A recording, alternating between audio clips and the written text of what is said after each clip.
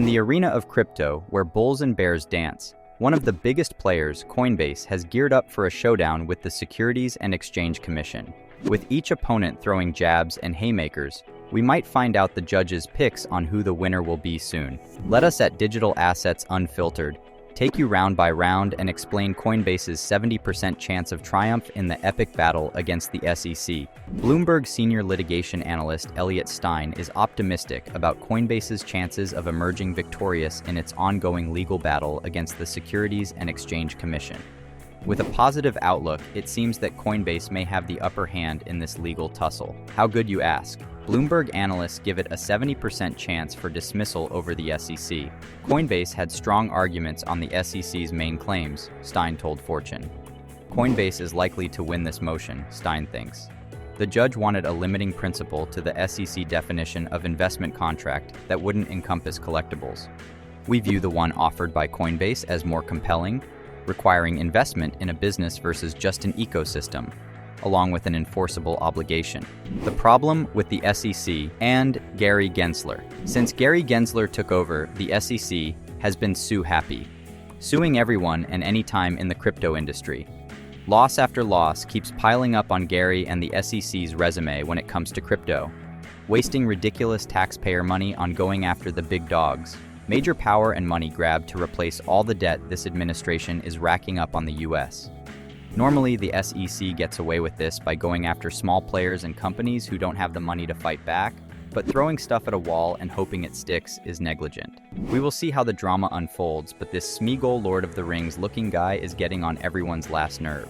This crypto cop has to go. How important is this case for crypto? This case could have a massive domino effect on crypto if Coinbase loses.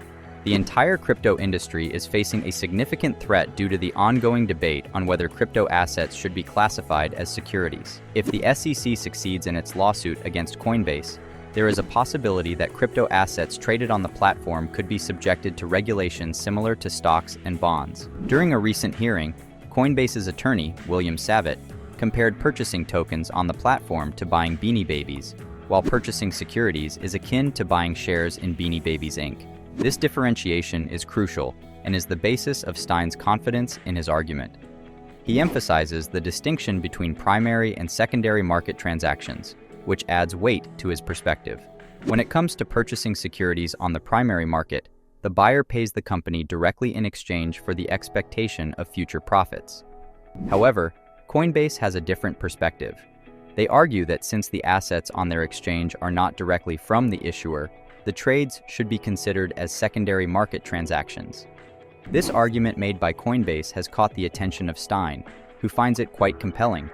According to him, when you buy an asset on the exchange, you are essentially purchasing it from someone else. The involvement of the issuer is unclear, making it difficult to establish a direct funding relationship with the company. Consequently, the reasonable expectation of profits becomes questionable, leading to the assets failing the Howey test, a framework used by the Supreme Court to determine if a transaction qualifies as an investment contract under securities regulation. Using the XRP lawsuit against the SEC, Stein's prediction is also influenced by the ruling in Ripple's SEC lawsuit, which involved the exchange's native tokens, XRP.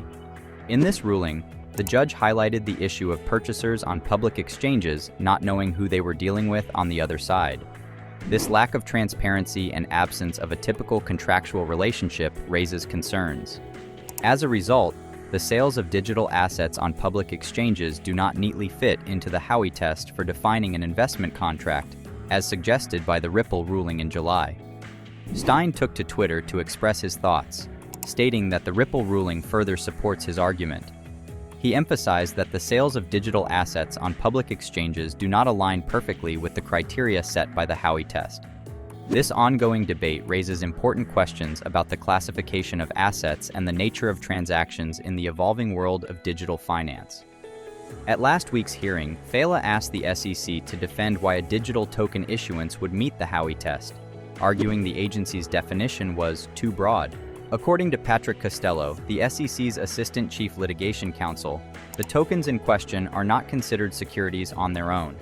However, when individuals purchase these tokens on platforms such as Coinbase, They are essentially investing in the underlying network that supports these tokens, thereby forming an investment contract.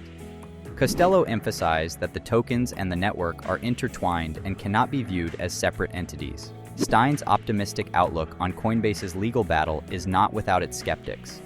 Legal experts have expressed doubts about the possibility of an early dismissal, despite sharing Stein's overall perspective on the matter. James Murphy, the founder of Ludlow Street Advisors, LLC, took to Twitter to share his observations of the judge presiding over the case, suggesting that she may be genuinely undecided or an exceptional actor. Similarly, Jeremy Hogan, a partner at Hogan & Hogan, anticipates that the judge will allow the case to proceed to discovery, mirroring the outcome of the Ripple case. Attorney Dave Rodman, on the other hand, believes that an outright dismissal is highly unlikely, emphasizing that it is uncommon for a judge to grant such a motion at this stage.